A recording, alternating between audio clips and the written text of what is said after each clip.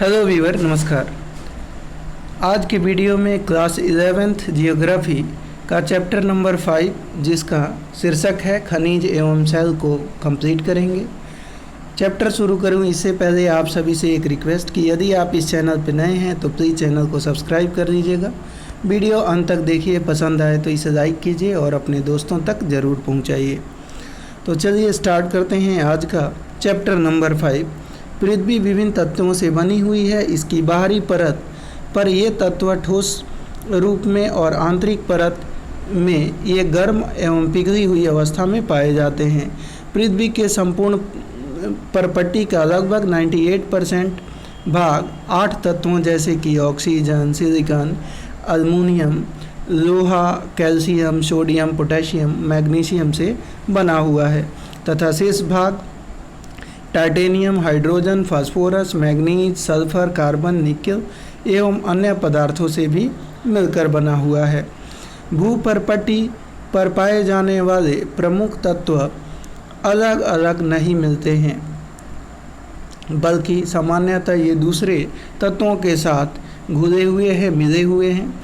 इस प्रकार खनिज एक ऐसा प्राकृतिक कार्बनिक एवं अकार्बनिक तत्व है जिसमें एक क्रमबद्ध परमाणविक संरचना, निश्चित रासायनिक संगठन तथा भौतिक गुणधर्म होते हैं। खनिज का निर्माण 2 या 2 से अधिक तत्वों से मिलकर होता है, लेकिन कभी कभी सल्फर, तांबा, चांदी, स्वर्ण, ग्रेफाइट जैसे एक तत्वीय खनिज भी पाए जाते हैं।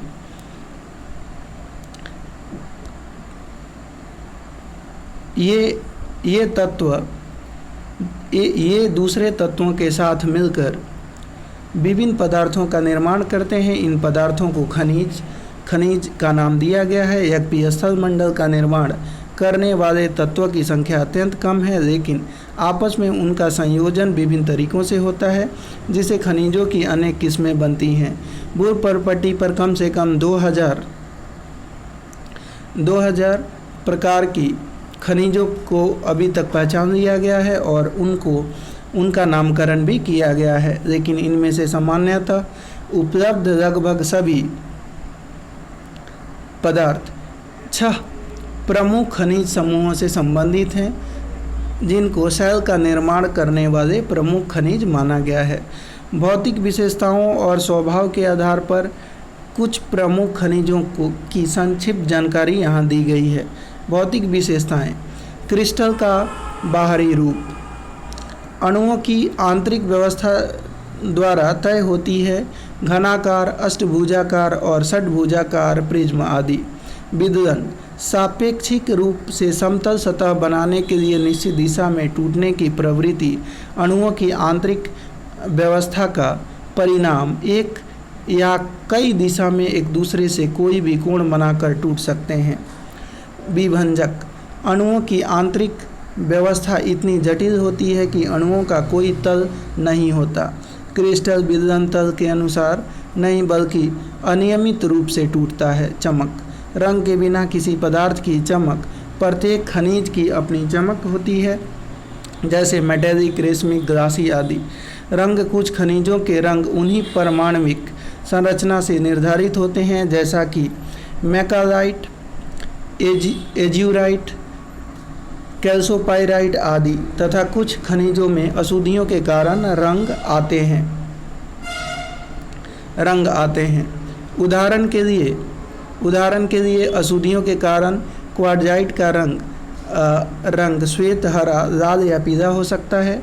धारियाँ: किसी भी खनिज के पीसने के बाद बने पाउडर का रंग खनिज के रंग का या किसी अन्य रंग का हो सकता है। मेलाकाइट का रंग हरा होता है और उस पर धारियाँ भी होती हैं। फ्लोराइड का रंग बैंगनी या हरा होता है, जबकि इस पर श्वेत धारियाँ होती हैं। पारदर्शिता: पारदर्शी प्रकाश किरणें इस प्रकार आर पार जाती हैं कि वस्तु सीधे देखी जा सकती हैं। पारभासी प्रकाश किरणें आर पार होती हैं, लेकिन उनके विसरित हो जाने के कारण वस्तु देखी नहीं जा सकती। अपारदर्शी प्रकाश किरणें तनिक भी आर पार नहीं करती। संरचना: प्रत्येक क्रिस्टल की विशेष व्यवस्था। महीन, मध्यम अथवा खुरदरे पिसे हुए, तंतुयुक्त, पृथक करने योग्य, अपसारी, विकिरणकारी। कठोरता: सापेक्षिक प्रतिरोध का चिन्हित होना, 10 चुने हुए खनिजों में से 10 तक की श्रेणी में कठोरता मापना, ये खनिज हैं। Talc, gypsum, calcite, fluorite, apatite, feldspar, quartz, topaz, corundum, हीरा। उदाहरण के लिए इस तुलना में नाखून 2.5 है तथा कांच या चाकू की नोक 5.5 है। आपेक्षिक भार दी गई वस्तु का भार तथा बराबर आयतन के पानी के भार का अनुपात हवा एवं पानी में वस्तु का भार लेकर इन दोनों के अंतर से हवा में लिए गए भार से भाग दें। पृथ्वी के आंतरिक भाग में पाया जाने वाला मैग्मा ही सभी खनिजों का मूल स्रोत है। इस मैग्मे के ठंडे होने पर खनिजों के क्रिस्टल बनने लगते हैं और इस प्रक्रिया में जैसे जैसे मैग्मा ठंडा होकर ठोस सेल बनता है, खनिजों की क्रमबद्ध श्रृंखला का निर्माण होने लगता है। कोयला, पेट्रोलियम एवं प्राकृतिक गैस जैसे खनिज कार्बनिक पदार्थ हैं तथा ये क्रमशः ठोस, तरल एवं गैस रूप में पाए जाते हैं। धात्विक खनिज, इनमें धातु तत्व होते हैं तथा इनको 3 प्रकार में विभाजित किया जाता है: बहुमूल्य धातु, स्वर्ण, चांदी, प्लेटिनम आदि। लौह धातु, लौह एवं स्टील के निर्माण के लिए लोहे में मिलाई जाने वाली अन्य धातु। अलौहिक धातु, इनमें ताम्र, सीसा, जिंक, टीन, एल्युमिनियम आदि धातु शामिल होते हैं। अधात्विक खनिज, इनमें धातु के अंश उपस्थित नहीं होते। गंधक, फास्फेट तथा नाइट्रेट अधात्विक खनिज हैं। सीमेंट अधात्विक खनिजों का मिश्रण है। सेलें, पृथ्वी की परपट्टी सेलों से बनी है। सेल का निर्माण एक से अधिक खनिजों से मिलकर होता है। सेल कठोर या नरम तथा विभिन्न रंगों की हो सकती है, जैसे ग्रेनाइट कठोर, सेल खड़ी नरम है। गैब्रा काला तथा क्वार्ट्जाइट दूधिया श्वेत हो सकता है। सेलों में खनिज घटकों का कोई निश्चित संगठन नहीं होता है। सेलों में सामान्यतः पाया जाने वाले खनिज पदार्थ फेल्डस्फर तथा क्वार्ट्जाइट हैं। सेलों एवं स्थलाकृतियों तथा सेलों एवं मृदा में निकट संबंध होने के कारण भूगोल शास्त्री को सेलों का मौलिक ज्ञान होना आवश्यक होता है। सेलों के विभिन्न प्रकार, जिनको उनकी निर्माण पद्धति के आधार पर 3 समूहों में विभाजित किया गया है: आग्नेय सेल मैग्मा तथा लावा से घनीभूत, अवसादी सेल बहिर्जनित प्रक्रियाओं के द्वारा सेलों के अंशों के निक्षेपण का परिणाम तथा कायांतरित सेल उपस्थित सेलों में पुनर्क्रिस्टलीकरण की प्रक्रिया से निर्मित।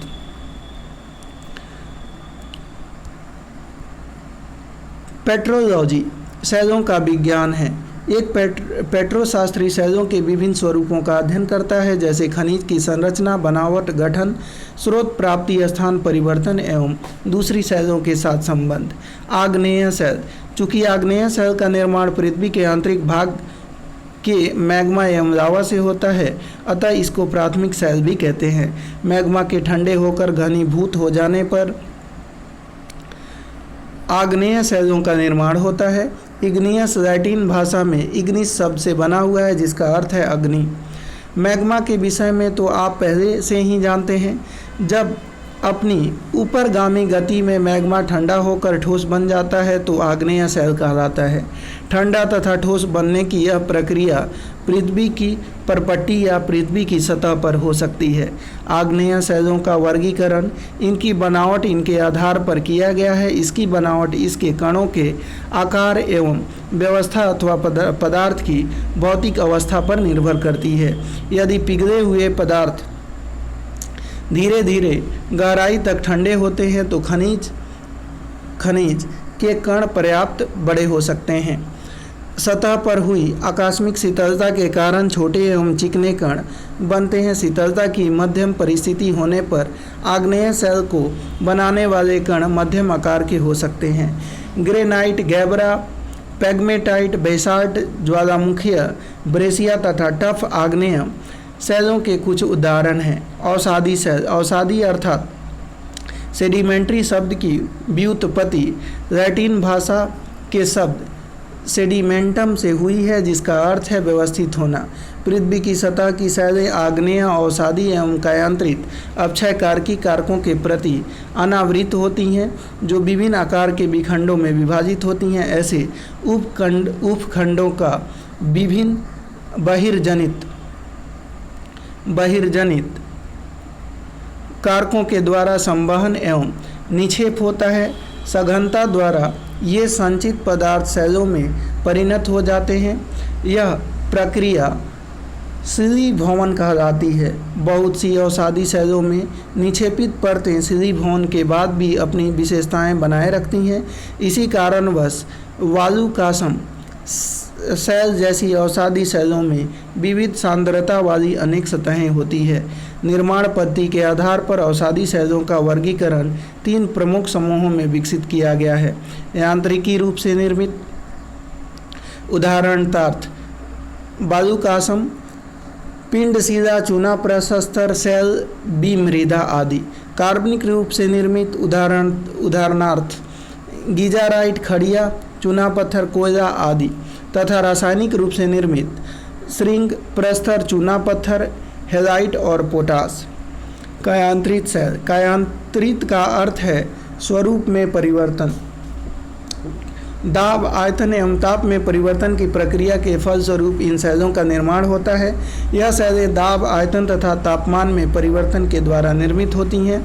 जब विवर्तनिका प्रक्रिया के कारण सेलें निचले स्तर की ओर बलपूर्वक खिसक जाती हैं, जब भूपृष्ठ से उठता पिघला हुआ मैग्मा भूपृष्ठीय सेल के संपर्क में आता है, या जब ऊपरी सेल के कारण निचली सेल पर अत्यधिक दाब पड़ता है, तब कायांतरण होता है। कायांतरण वह प्रक्रिया है जिसमें समेकित सेलों में पुनः क्रिस्टलीकरण होता है तथा वास्तविक सेलों में पदार्थ पुनः संगठित हो जाते हैं। बिना किसी विशेष रासायनिक परिवर्तन के टूटने एवं पिसने के कारण वास्तविक सेलों में यांत्रिकी व्यवधान एवं उनका पुनः संगठित होना गतिशील कायांतरित कहलाता है।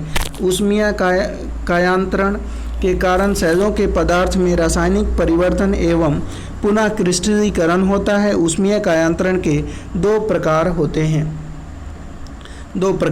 हैं, संपर्क कायांतरण एवं प्रादेशिक कायांतरण। संपर्क रूपांतरण में सेल गर्म ऊपर आते हुए मैग्मा एवं लावा के संपर्क में आते हैं तथा उच्च तापमान में सेल के पदार्थ का पुनः क्रिस्टलीकरण होता है। अक्सर सेलों में मैग्मा अथवा लावा के योग से नए पदार्थ उत्पन्न होते हैं। प्रादेशिक कायांतरण में उच्च तापमान अथवा दबाव अथवा इन दोनों के कारण सेलों में विवर्तनिक दबाव के कारण विकृतियाँ होती हैं, जिससे सेलों में पुनः क्रिस्टलीकरण होता है। कायांतरण की प्रक्रिया में सेलों के कुछ कण या खनिज सतहों या रेखाओं के रूप में व्यवस्थित हो जाते हैं। कायांतरित सेलों में खनिज अथवा कणों की इस व्यवस्था को पत्रण या रेखांकन कहते हैं। कभी कभी खनिज या विभिन्न समूहों के कण पतली सी मोटी सतह में इस प्रकार व्यवस्थित होते हैं कि वे हल्के एवं गहरे रंग में दिखाई देते हैं। कायांतरित सेल में ऐसा संरचना को बैंडिंग कहते हैं। बैंडिंग प्रदर्शित करने वाली सेलों को बैंडेड सेलें कहते हैं। कायांतरित होने वाली वास्तविक सेलों पर ही कायांतरित सेल के प्रकार निर्भर करते हैं। कायांतरित सेलें दो प्रमुख भागों में वर्गीकृत की जा सकती हैं, पत्रित सेल अथवा अपत्रित सेल। पतितासमयी, ग्रेनाइट, साइनाइट, स्लेट, शिस्ट, संगमरमर, क्वार्जाइट आदि रूपांतरित सेलों के कुछ उदाहरण हैं। शैली चक्र। सेलें अपने मूल रूप से अधिक समय तक नहीं रहती हैं, बल्कि इनमें परिवर्तन होते रहते हैं। शैली चक्र एक सतत प्रक्रिया होता है जिसमें पुरानी सेलें परिवर्तित होकर नवीन रूप लेती हैं। आग्नेय सेलें प्राथमिक सेलें हैं तथा अन्य अवसादी एवं कायांतरित सेलें इन प्राथमिक सेलों से निर्मित होती हैं। आग्नेय सेलों को कायांतरित सेलों में परिवर्तित किया जा सकता है। आग्नेय एवं कायांतरित सेलों से प्राप्त अंशों से अवसादी सेलों का निर्माण होता है। अवसादी सेलें अपखंड में परिवर्तित हो सकती हैं तथा ये अपखंड अवसादी सेलों के निर्माण का एक स्रोत हो सकते हैं। निर्मित भूपृष्ठीय सेलें आग्नेय, कायांतरित एवं अवसादी प्रत्यावर्तन के द्वारा पृथ्वी के आंतरिक भाग में नीचे की ओर जा सकती हैं। भूपृष्ठीय पत्रक के आंशिक अथवा पूर्ण भाग प्लेट अभिसरण के क्षेत्र में अन्य पत्रक के नीचे चले जाते हैं तथा पृथ्वी के आंतरिक भाग में तापमान बढ़ने के कारण ये पिघलकर मैग्मा में परिवर्तित हो जाते हैं, जो आग्नेय शैल के मूल स्रोत हैं। चित्र 5.5 यहाँ पे ये चित्र दिया गया है, आप इसको वीडियो को पॉज करके अच्छे से देख सकते हैं। तो दोस्तों, हमने चैप्टर नंबर 5 कंप्लीट कर दिया है। उम्मीद है वीडियो पसंद आया होगा। वीडियो पसंद आया हो तो प्लीज़ वीडियो को लाइक कर दीजिएगा। चैनल पे नए हैं तो चैनल को सब्सक्राइब ज़रूर करें। धन्यवाद।